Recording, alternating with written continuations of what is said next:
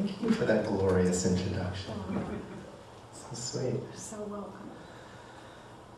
I love that you called me an ambassador of ease. I've been called worse things. 2 years ago, I changed my name legally from Scott Kallichstein to Scott Grace. And the inspiration for changing my name came from guidance, and the guidance was, you will be an ambassador of grace. You will learn to let it in, you will be dispensing it, you will be like a sponge. And that's what my journey has been like for the last few years. However, this year, when I woke up on January 1st, I heard new instructions. Actually, God's dictionary came down. God's dictionary spoke to me and said, hey, ease is synonymous with grace. So let this year be devoted to being an ambassador of ease. And let things come easily. Easy does it. Go easy on yourself. Easy love. Easy money. Easy. Let life be easy. Ooh, I like that. I liked hearing that those were my marching orders for 2012 and beyond. So I'm going to communicate from a place of ease, and my intention is that you'll get it and love it and take it home and be an ambassador of ease and spread it wherever you go. Are you willing? Yes. Great. Now, about a month ago, I was on the East Coast. For the last 21 years, I co-facilitate a couples retreat with my friends Joyce and Barry Bissell in Massachusetts every Memorial Day weekend. And every Memorial Day weekend, from that retreat, I go visit my mother in New York City. And this particular time, I had some pretty heavy bags because I wrote a book. And so now I not only have 9 CDs, but I have my book. Books are heavy. So I had bags full of books and CDs, and I was wondering, how am I going to get from Row, Massachusetts to New York City? And every year I've been asking myself that question.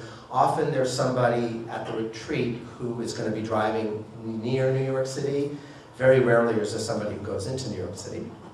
And this time at the retreat, I looked around and people's name tags showed where they lived, and nobody was from anywhere near New York City. And I picked up my bags on Monday morning after I packed them, and I tried to imagine taking public transportation, and I couldn't imagine it. I dropped the bags down, and I said to myself, I'm not going there. I'm not going to struggle with these bags. I'm not going to go that route. I don't know how I'm going to get to New York City, but I know that I'm not going to struggle. I refuse to struggle. I've come too far to break my back. I know that there's a universe that supports me, so I'm going to let go of these struggling thoughts and this perception of having to struggle, and I'm going to see what manifests. And I walked into the retreat that morning, and a man who had been with me all weekend said, gee, Scott, where are you going after the retreat? And I said, I'm going to be visiting my mother in New York City. And he said, oh, well, we have an apartment in New York. And I said, are you going there after the retreat? He said, yes, we are. He goes, where does your mother live? I said, the Upper West Side. And he goes, oh, we're on the Upper West Side. Where does your mother live on the Upper West Side? Oh, on West End Avenue between Columbus and Amsterdam. He goes, that's where we are. What's your mother's apartment building? 140. That's where we are.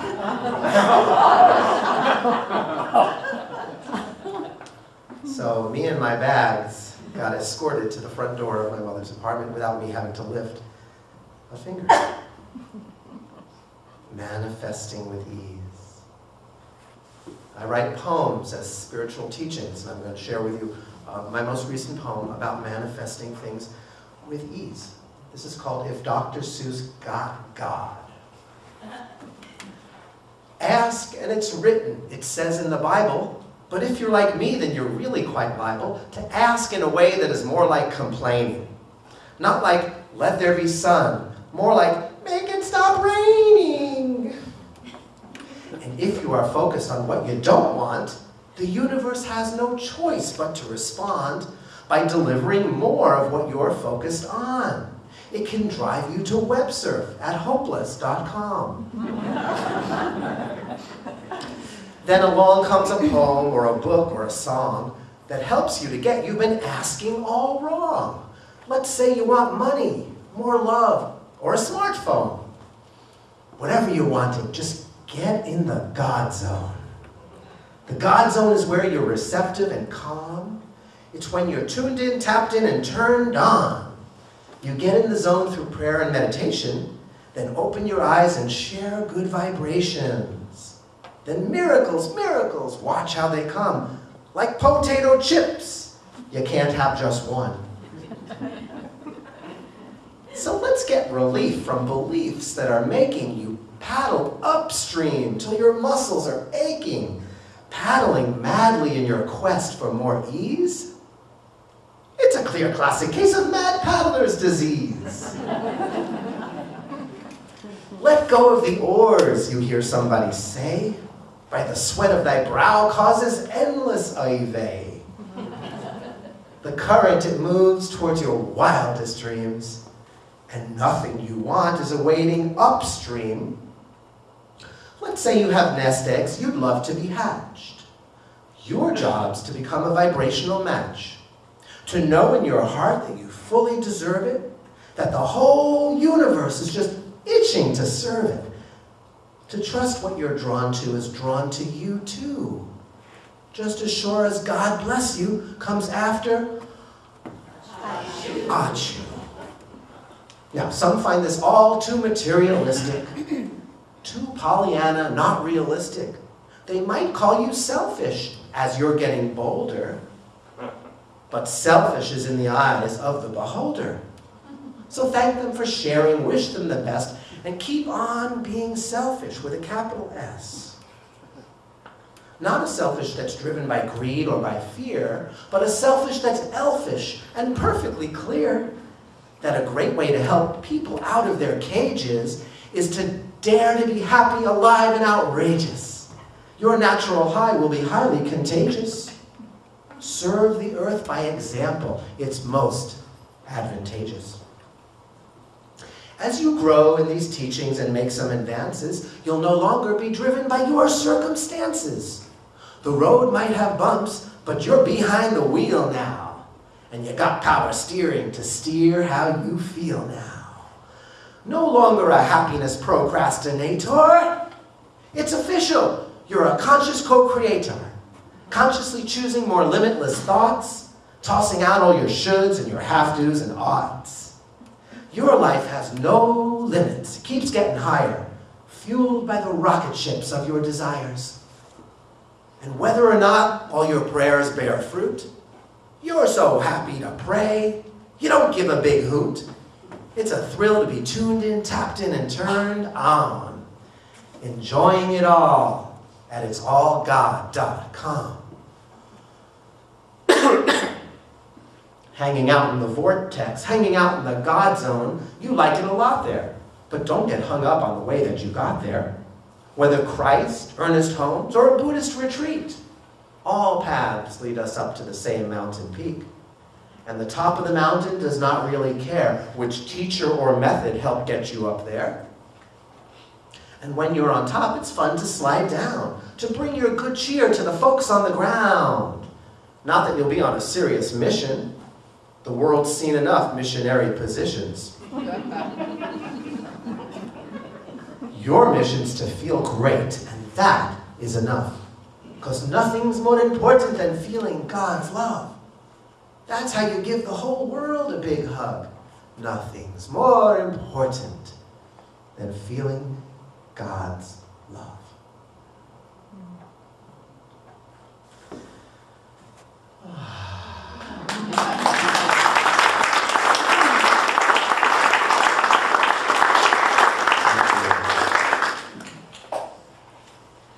You hear something like that, and maybe it's inspiring, but maybe for some of us there's a part of you going, how come things aren't easy for me?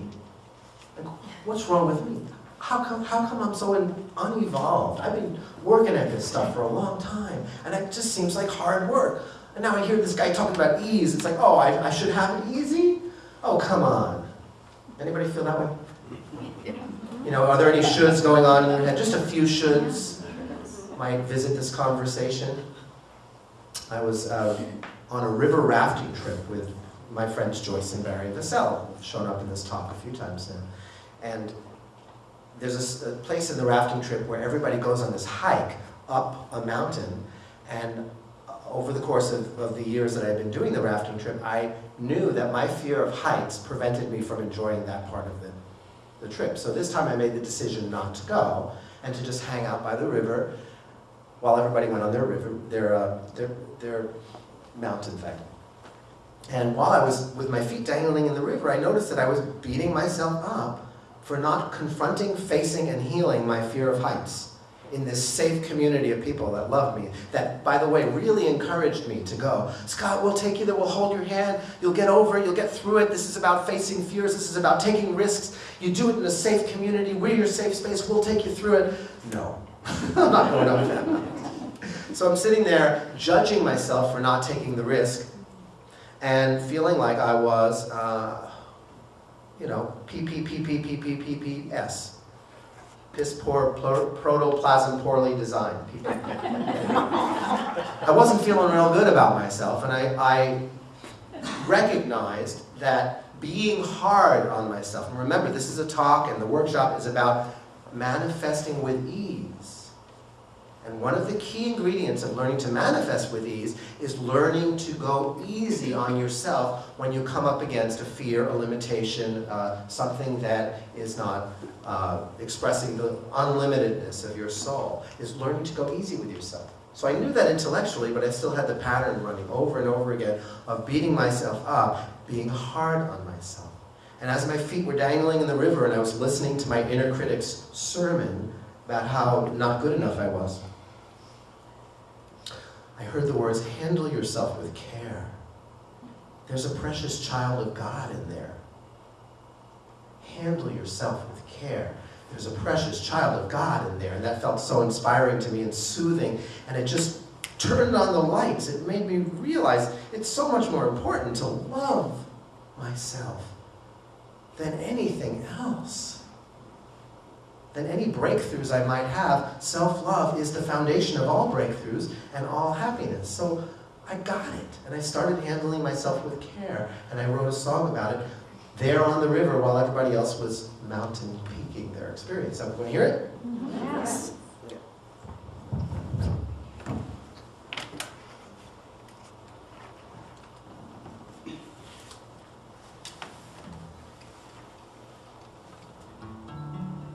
I want you to sing the chorus with me. I'd like you to get into your bones, this idea of handling self with care. It goes like this. Handle yourself with care. There's a precious child of God in there. Handle yourself with care. There's a precious child of God in there. Together. Handle yourself with care. There's a precious child of God in there. Handle yourself with care. There's a precious child of God in there. Once I thought by now I'd be Mr. Functionality, perfect and complete in every way. But I still get lost and then get found as I walk this sacred stumbling ground. I'd like to reassure me I'm okay. Tired of fumbling in the dirt, I have a heart that can feel hurt. So I hear a voice within me say, handle yourself with care. There's a precious child of God in there. Handle yourself with care. There's a precious child of God in there. There's a judge inside who's sometimes strong, convinced I'm doing everything wrong, so quick to rise up to my prosecution. But as I grow, it's getting clear the judge is just a voice of fear, and gentleness my only real solution. For How can a child of God feel safe if I'm trying to whip myself in shame? There must be another way to grow. The petals of my heart open in a loving self-environment. A flower grows and blooms when it's given the room. So handle yourself with care. There's a precious child of God in there. Handle yourself with care. There's a precious child of God in there. First person, and maybe put your hand on your heart. I handle myself with care. There's a precious child of God in there. I handle myself with care. There's a precious child of God in there.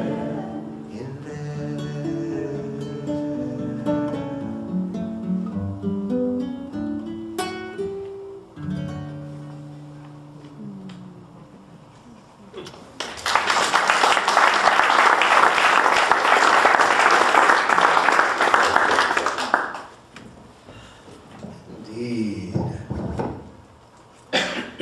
Let's do more inspiring ease stories that make you realize the universe is set up for you to win. I had a friend a number of years ago who got a notice from their landlord that they had to move out within 30 days. And she and I were talking. She goes, moving has always been such a struggle for me. I don't want it to be so hard. And I only have a little bit of time, and it's so hard to find a place. And I let her vent a little bit. And then I said, okay, we're students of metaphysical truth. What do you want to do? What do you want to create? What do you want to manifest? She went, oh, I want to manifest the easiest move of my life.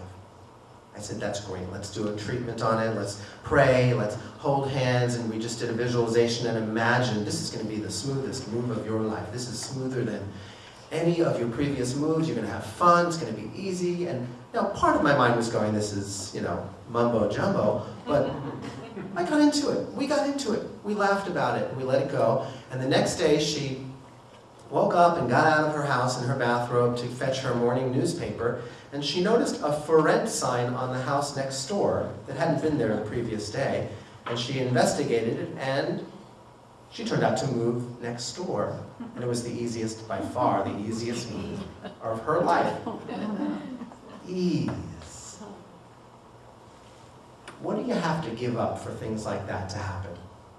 Your victim story, your attachment, maybe even an addiction to struggling, maybe the Puritan work ethic, that you get value from working hard, from pushing through things, challenges, work. Hard work makes you a good human being, makes you worthy in the eyes of God.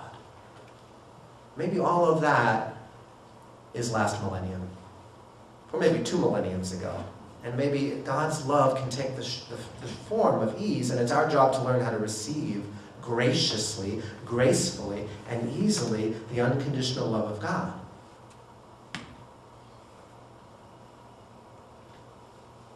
And then things just flow, things just happen. But you gotta step out of fear. I think that's our biggest addiction, is fear. And then we fill up our heads with stories about how hard it's gonna be, and of course that's what we create, because we're gods. We're goddesses. We are creators with the universe. So once we start filling our head with pictures of negativity, that's the movie we're signing up for. So we got to let go of this fear thing. Fear is the core of our imagined sense of separation from God, and fear and struggle are brothers. Once you buy into fear, struggle is what your life looks like. Once you buy into love, ease is what your life looks like. So I wrote a poem about letting go of our attachment to fear. Would you like to hear it? Yes. I'm so glad you said yes, because I didn't, I don't know what I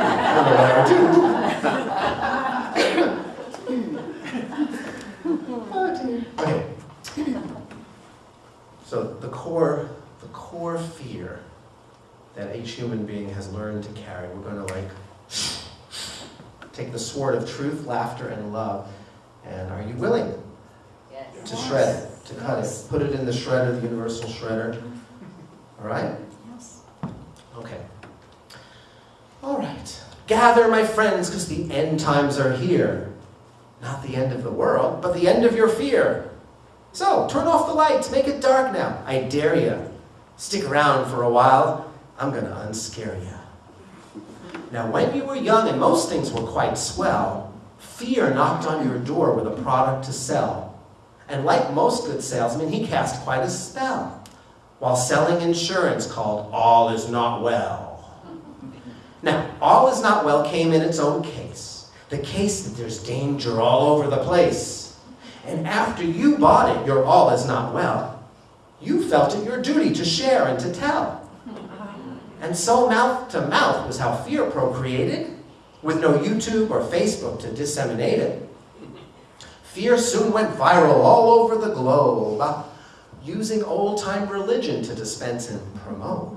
Because fear knew the way to get globally big was to drive a false wedge between God and her kids. That's how he came to be so domineering, by replacing God-loving with, you must be God-fearing. Then fear and religion began co-creating and cooked up a symbol of fear they called Satan. As if infinite love had a worthy opponent with pitchfork in hand who could strike any moment. The concept was great for maintaining control, making people behave as if they're on parole. Because when God-fearing people are scared for their souls, they put much more silver and gold in the bowls. So business was booming and fear kept on spreading. And fear loved the credit the devil was getting. Because fear itself likes to stay hidden from view and play hide and seek in its host, which is you. I'm not afraid, I'm just angry, it shouts. I've been mistreated and need to speak out. I'm not afraid, I'm upset and I'm caring. There's so many disguises that fear enjoys wearing. He's proud of his wardrobe because he designed it. Though he might not admit it, fear's quite clothes-minded. So he doesn't realize that he's often dressed funny, wearing layers of worry, looking like a stress bunny. And when you're not looking, he dresses you too in stress bunny outfits that don't become you. Because when you wear worry, it wears tight and stiff, from statically clinging to imagined what-ifs. Worst-case scenarios fill your projector. Then fear says, don't worry, I'll be your protector. He shows you his life insurance policy and says, here's what you get when you sign up with me. You get top-notch around-the-clock security, an armored alarm system on your body. And if you're harassed, I'm your personal bouncer. And for making decisions, I'll be your guidance counselor. No more will I let you take risks that could hurt you. Just stick with me, kid. I will never desert you. Now, all of your loved ones have already signed. Don't be a black sheep. Join the flock. You'll be fine. So you signed up and breathed a big sigh of relief because you thought you'd feel safer with fear as your chief. But the contract had fine print, too fine to be seen, and you didn't read the clause that denied you your dreams. From then on, heart's desires that came to be birthed were blocked by your fears before they could reach earth. Seemed your new policy's whole life protection was more birth controlling than all contraception. How could you conceive of a life more abundant with fear in your ear like a cable news pundit who's yelling, I'm telling the truth, fair and balanced, while drowning out most of your love, gifts, and talents? Now fear says, get real! That's his bottom line thing. And fear learned what's real from his friend Stephen King,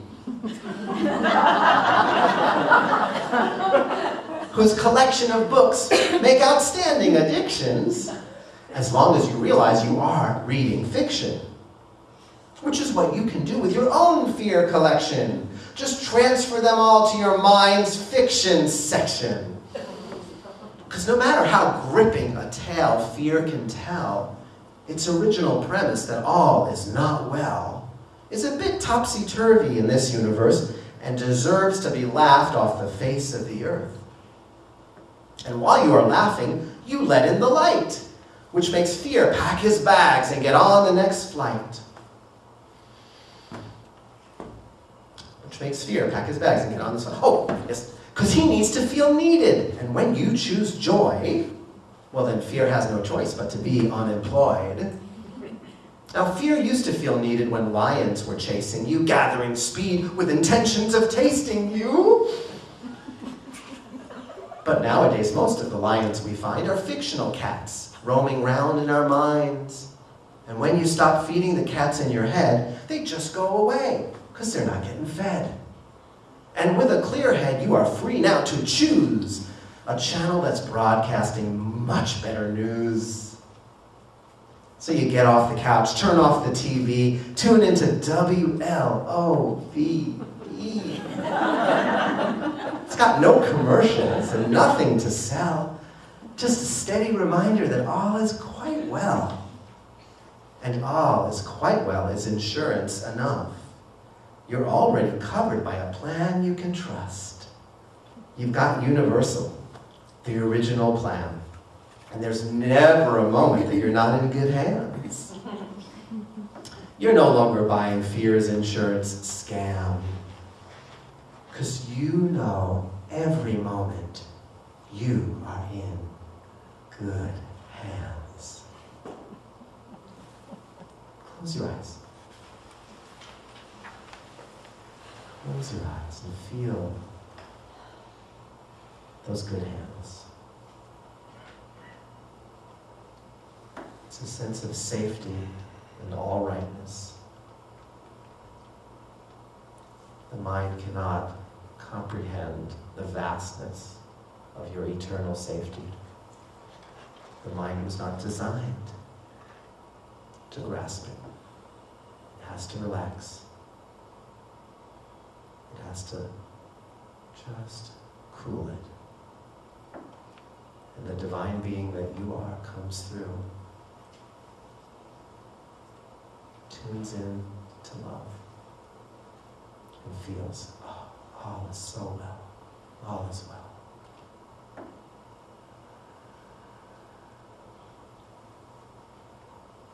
And if there is a part of your life where it just doesn't seem that all is well, like a puzzle where the pieces haven't fallen into place yet, take a step back and from this place of peace and light, go from the microcosm to the macrocosm perception where you can see all is well. All is well.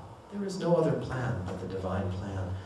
There is no other truth but all is well. So even if this isn't going my way, with a small m, the story is not over yet. And there's plenty of room for growth, healing, change. And change starts by changing my mind and shifting the perception from all is not well and releasing that judgment, that complaint, that grievance, and accepting that even though I can't see it, I'm going to trust that all is well. I'm going to trust that there's a blessing in progress, that there's a masterpiece in progress, that there's a puzzle in progress, and that I can be safe in the midst of mystery. I can be safe. I can know that I'm loved in the midst of this unfinished process. I am safe and all is well. Do not need to go to that rabbit's foot, that fear. Don't need to go there anymore.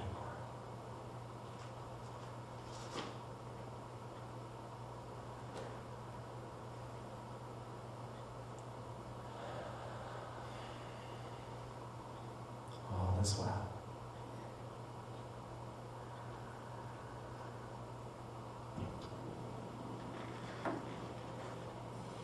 I choose to take it easy. I choose to let ease have its way with me. Non-resistance. Dropping the struggle, dropping the bags, the heavy luggage that your ego thought you had to carry. Dropping the luggage, dropping the struggle, and accepting there is an easy way through. And it's God's way. And I'm worthy of ease. Right here, right now, I allow it to be easy.